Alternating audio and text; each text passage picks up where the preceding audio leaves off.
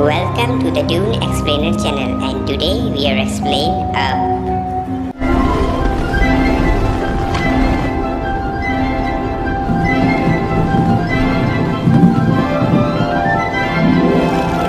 कहानी की शुरुआत में हम साउथ अमेरिका के एक पैराडाइज फॉल को देखते हैं। वहीं चार्ल्स नाम का एक वर्ल्ड वाइड एक्सप्लोरर होता है जो अपने किए गए इन्वेंशन के लिए पूरी दुनिया में फेमस था। वो साउथ अमेरिका से एक बहुत बड़े बर्ड का स्केलेटन लाया होता है जिसे वो दुनिया की नई प्रजाति के बर्ड का स्केलेटन बताता है, लेकिन वैज्ञानिकों ने चार्ल्स को झूठा साबित कर दिया। उन्होंने ये साबित कर दिया कि चार्ल्स ने जो स्केलेटन लाया था वो नकली था। इस पर चार्ल्स की काफी बेइज्जती होती है, इसीलिए वो लोगों से ये वादा करता है कि वो उस जायंट बर्ड को जिंदा लाएगा। ये कहते हुए चार्ल्स अपनी टीम के साथ साउथ अमेरिका की ओर निकल जाता है। वहीं ऑडियंस के बीच में कार्ल नाम का एक लड़का बैठा होता है जो चार्ल्स का बहुत बड़ा फैन था, क्योंकि वो भी बड़ा होकर उसी की तरह एक एक्सप्लोरर बनना चाहता था। सेरेमनी खत्म होने के बाद कार्ल जब अपने घर जा रहा होता है तो रास्ते में उसे एक लड़की की आवाज सुनाई देती है जो जोर जोर से एक्सप्लोरर चार्ल्स के डायलॉग्स बोल रही होती है कि एडवेंचर ही जिंदगी है। कार्ल जब उस लड़की की आवाज सुनकर उसके घर में जाता है तो उसे पता चलता है कि वो लड़की भी बड़ी होकर एक एक्सप्लोरर बनना चाहती है। वो लड़की उसे अपना नाम एली बताती है। वहीं कार्ल का बलून उसके हाथ से छूटकर एली के ऊपर वाले कमरे में चला जाता है और जब वो उस बलून को लेने जाता है तो वहाँ से वो नीचे गिर जाता है, जिसकी वजह से उसका हाथ फ्रैक्चर हो जाता है। अगली रात एली कार्ल से मिलने के लिए उसके कमरे में आती है और उसे अपने एडवेंचर की बुक दिखाते हुए अपने ड्रीम के बारे में बताती है। उसका ड्रीम होता है कि वो एक दिन पैराडाइज फॉल पर जाना चाहती थी। इसके बाद एली कार्ल को एक बैज देती है और अब कहीं न कहीं एली कार्ल को पसंद करने लगती है और कुछ समय बीतने के बाद वो दोनों एक दूसरे से प्यार करने लगते हैं और जल्दी उन दोनों की शादी हो जाती है। वो दोनों अपने नए घर को सजाते हैं और वहाँ पर एक पोस्ट बॉक्स भी बनाते हैं और वहीं वो दोनों खुशहाल जिंदगी जीने लगते हैं। उनकी जिंदगी में किसी भी चीज की कमी नहीं थी, कमी होती है तो सिर्फ एक बेबी की, लेकिन उनकी ये कमी जल्द भी पूरी होने वाली थी। लेकिन इसी बीच एली के साथ कुछ ऐसी घटना घट जाती है जिसकी वजह से वो माँ बनने का सपना खो देती है और इसी वजह से वो डिप्रेशन में चली जाती है। ये देखकर कार्ल उसे खुश करने के लिए उसके सपनों को पूरा करना चाहता था और इसके लिए वो दोनों फंड्स भी इकट्ठा करने लगते हैं, लेकिन घर की कुछ जरूरतों को पूरा करने के लिए उनका वो फंड भी खत्म हो जाता है। इसी तरह करते करते वो दोनों काफी बूढ़े हो जाते हैं। लेकिन एक दिन कार्ल ये ठान लेता है कि वो एली के सपने को जरूर पूरा करेगा और जिस दिन वो एली को इस बात की सरप्राइज देने वाला था उसी दिन एली की हालत काफी खराब हो जाती है और वो कार्ल को छोड़कर हमेशा के लिए इस दुनिया से चली जाती है। एली की मौत के बाद कार्ल बिल्कुल अकेला रह जाता है। अगर कोई कार्ल के घर आता तो वो होती ओल्ड एज सेंटर की चिट्ठियाँ, जिसे देखकर कार्ल काफी गुस्सा होता था। धीरे धीरे काफी समय बीत जाता है और कार्ल के घर के आसपास बड़े बड़े बिल्डिंग्स बनने लगती है, लेकिन वो अपने घर को बिल्डिंग के ओनर को देना नहीं चाहता था क्योंकि उस घर से एली की बहुत सी यादें जुड़ी होती है। इसके बाद हम उसके घर पर रसल नाम के एक बच्चे को देखते हैं जो कार्ल से कहता है कि वो एक वर्ल्ड वाइड एक्सप्लोरर है और उसने सभी जगह कैंपिंग की हुई है। रसल को सीनियर एक्सप्लोरर बनने के लिए बस एक बैज की जरूरत थी जो कि ओल्ड सिटीजन की मदद करने पर मिलेगी, इसीलिए वो कार्ल की मदद करना चाहता था। पर कार्ल रसल से मदद लेने से इनकार कर देता है, लेकिन रसल जब वहाँ से जाने का नाम नहीं लेता तो वो उसे एक झूठी कहानी बनाकर बताता है कि एक डोडो नाम की बर्ड उसे काफी परेशान करता है और कार्ल उससे कहता है कि अगर तुम सच में मेरी मदद करना चाहते हो तो उस बर्ड को पकड़कर यहाँ से ले जाओ। रसल जब ये बात सुनता है तो तुरंत उस बर्ड को पकड़ने के लिए चला जाता है। उसके जाते ही वहाँ एक मशीन आती है जो उसके पोस्ट बॉक्स को टक्कर मारकर तोड़ देती है। ये देखकर कार्ल काफी गुस्सा होता है और एक एम्प्लॉय को अपनी स्टिक से मारकर उसका सिर फोड़ देता है, जिसकी वजह से उसे पुलिस पकड़कर ले जाती है। उसने ये सब जानबूझकर नहीं किया, ये जानने के बाद उसे छोड़ दिया जाता है, लेकिन कार्ल के काफी ओल्ड होने की वजह से कोर्ट उसे ओल्ड एज सेंटर जाने का ऑर्डर देती है। वो जब अपने घर जाता है तो वहाँ पर वो एली और उसके सपने को काफी मिस करता है। अगले दिन जब ओल्ड एज सेंटर वाले कार्ल को लेने के लिए आते हैं तो वो उन्हें अपना सामान देकर कहता है कि तुम लोग आगे चलो, मैं घर को आखिरी बार अलविदा करके आता हूँ। और जैसे ही वो लोग अपने कार के पास जाते हैं तो देखते हैं कि कार्ल ने अपने घर में बहुत से बलून को बांध दिया है जिन्हें कार्ल ने पिछली रात एली के सपने को पूरा करने के लिए बांधा होता है। थोड़ी देर में कार्ल उन बलून्स की मदद से अपने घर के साथ आसमान में उड़ जाता है। उसने अपने घर को एक शिप की तरह बना दिया होता है ताकि वो घर की मदद से साउथ अमेरिका पहुंचकर एली के सपने को पूरा कर सके। थोड़ी देर बाद कोई उसके दरवाजे पर नॉक करता है और जब वो दरवाजा खोलता है तो वहाँ पर रसल को देखकर वो काफी हैरान होता है, लेकिन हवा में होने के कारण वो उसे बाहर भी नहीं छोड़ सकता था। इसीलिए वो रसल को घर के अंदर बुला लेता है और उसे नीचे उतारने के लिए कुछ सोचने लगता है। लेकिन तभी उनकी नजर सामने जाती है तो वो देखते हैं कि वो एक तूफान में फंसने वाले हैं। तो कार्ल घर को वहाँ से निकालने की कोशिश करता है, लेकिन तब तक बहुत देर हो चुकी थी और वो दोनों घर के साथ उस तूफान में चले जाते हैं। उस तूफान में जाने से घर का सारा सामान डैमेज हो जाता है और काल बेहोश होकर वहीं गिर जाता है।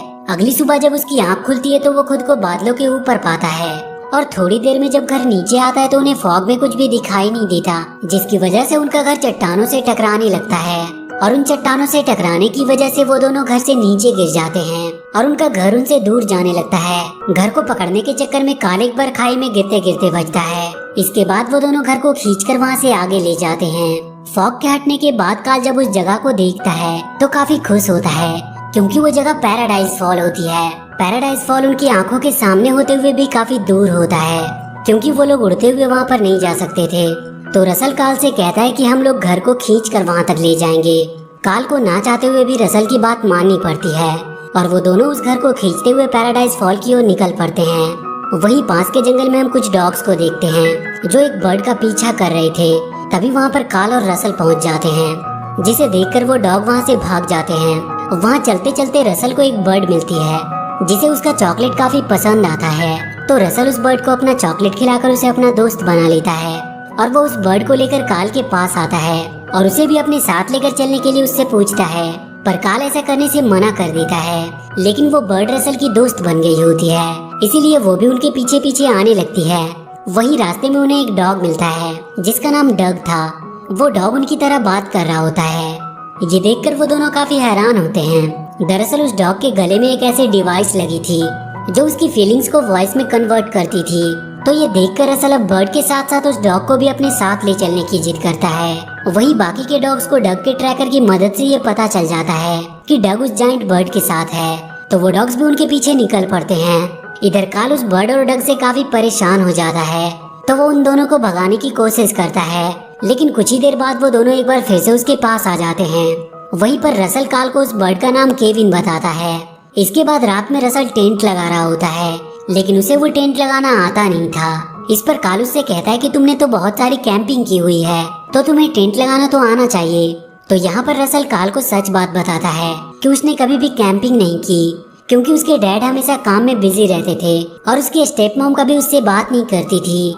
ये बात सुनकर काल को काफी दुख होता है। इसके बाद वो दोनों सो जाते हैं और अगली सुबह जब उनकी आंख खुलती है तो उन्हें पता चलता है कि केविन एक फीमेल बर्ड है, क्योंकि केविन के बच्चे जोर जोर से आवाज लगाकर केविन को बुला रहे थे। और जब केविन अपने बच्चों के पास जाने लगती है तभी वहाँ पर वो डॉग्स आ जाते हैं जो केविन को पकड़ना चाहते थे।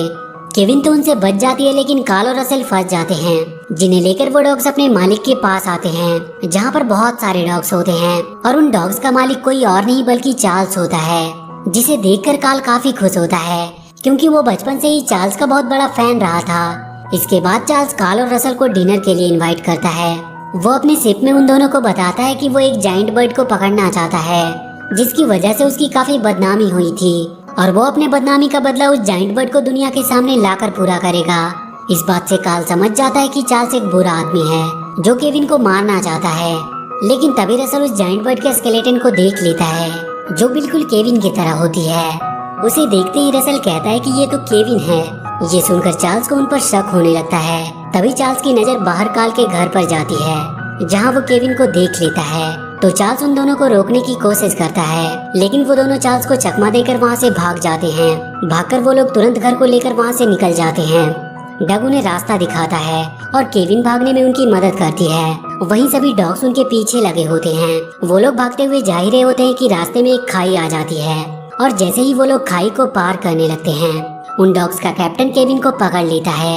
लेकिन केविन किसी तरह अपना पैर छुड़ा लेती है, पर उसका पैर इसकी वजह से जख्मी हो गया था, जिसकी वजह से केविन ठीक से चल नहीं पा रही थी। तो वो दोनों केविन के पैर पर पट्टी बांध देते हैं और उसे लेकर उसके घर की ओर निकल जाते हैं। और जब केविन अपने घर पहुंचती है तो वो काफी खुश होती है।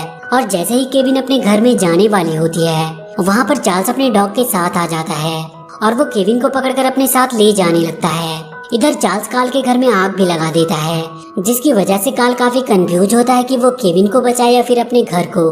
लेकिन उसके घर से उसकी वाइफ एली की यादें जुड़ी थी, इसीलिए केविन अपने घर को बचाता है। उधर चार्ल्स केविन को पकड़कर अपने साथ ले जाता है। इस बात से रसल काल पर काफी गुस्सा होता है और अगली सुबह अपने बैच बेल्ट को उठाकर फेंक देता है और वो काल से कहता है कि उसे नहीं करनी किसी की मदद। वहीं काफी बलून्स फूट भी चुके थे, जिसके कारण उसका घर नीचे आ गया होता है।